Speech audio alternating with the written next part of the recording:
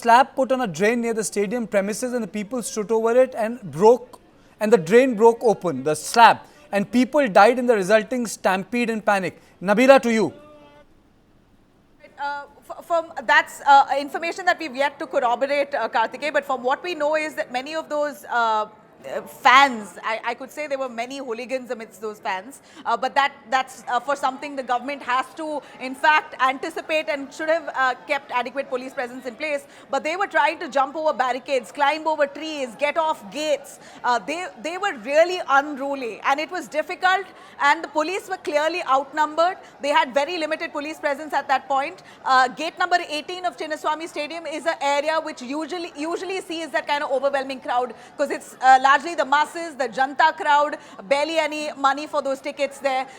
It was a ticketed event. The Chinnaswamy Stadium felicitation was an event where you needed a pass. But yet we saw nearly 45,000 people show up, not to enter with a pass, but just to stand at the periphery of the Chinnaswamy Stadium to get one glimpse of the cricketers. And it's not as if it hasn't happened before. I can guarantee you, game after game, all through this IPL season, whenever there was a match at Chinnaswamy Stadium, a lot of the fans who were the general masses, I could say, were standing outside to catch a glimpse of the cricketers rather than take a ticket and go inside, because buying a ticket is expensive. So they would stand on the road and then they would wave at the buses or the cricketers coming and going.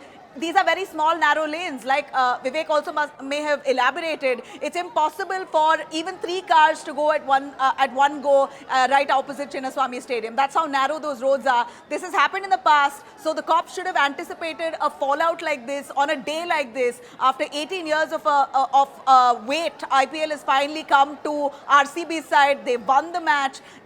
Celebrations could be chaotic, could have turned violent, something that the government should have anticipated and deployed adequate police security, but that clearly has not happened. We hear some kids have died, and that's what's really tragic here. Those images that we see on our screens there of people trying to save those who came under their feet while they were being pushed. Nabila, just hold on a minute. We've got a bite of Siddaramaiah, the Chief Minister of Karnataka.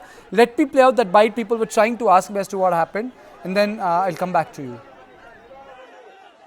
Sir, your thoughts on the tragedy, sir? Siddaramaiah, sir, your thoughts on the tragedy. What do you have to say, sir? So many people have died.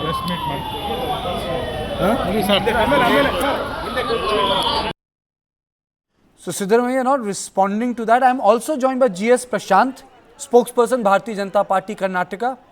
So thank you for joining me. Your opening comments on this issue. Is it a case of mismanagement or pure bad luck?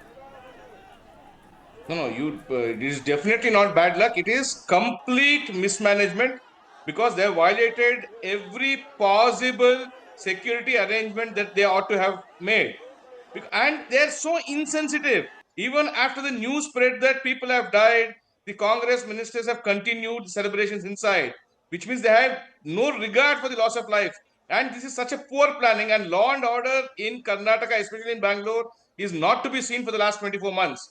Because ever since they have taken charge, these instances can be brought out week by week, and probably we will take a day to complete the mismanagement and how unprepared they are for any civic issue. Civic apathy is at its probably the worst ever situation in the history of Bangalore. And there is absolutely no management and no responsibility. The Home Minister doesn't own up the responsibility. The DCM, who's in charge of the Bangalore, is also the Bangalore in charge minister, doesn't own up. The CM doesn't own up. In fact, they are now blaming the fans, saying, why did you come? We wanted to celebrate it as a private event of Siddaramaiah, Shivkumar and others. But unfortunately, for them, the fans came. RCB is made by the fans, not Shivkumar and Siddaramaiah. They should realize that.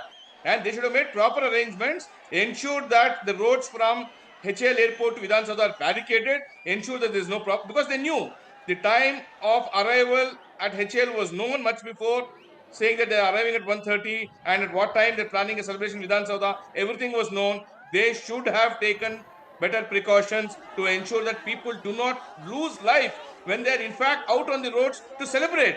Can it be more tragic than this?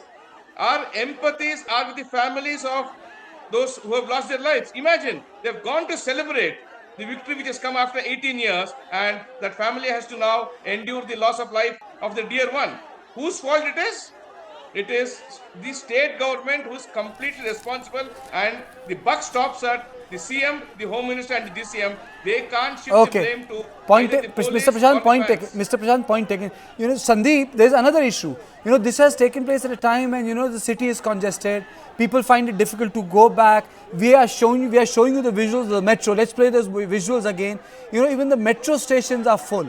Even the metro stations are full. There was a panic, and this is happening in the first city. I mean, so Bengaluru is no. It's unlike other city. It's a very important city. It's a big city, and then to have a situation where you know, such a tragic incident takes place. So can you tell me, you know, right now,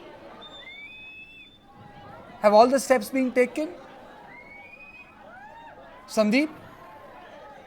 Karthikeya, see, the biggest tragedy of Bengaluru is it is one of the most important cities in India. We call it the IT capital of the universe. We call it by different names.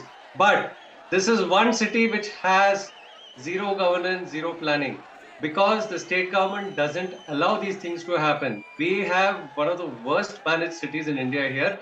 It has been called out by the Supreme Court in 2023.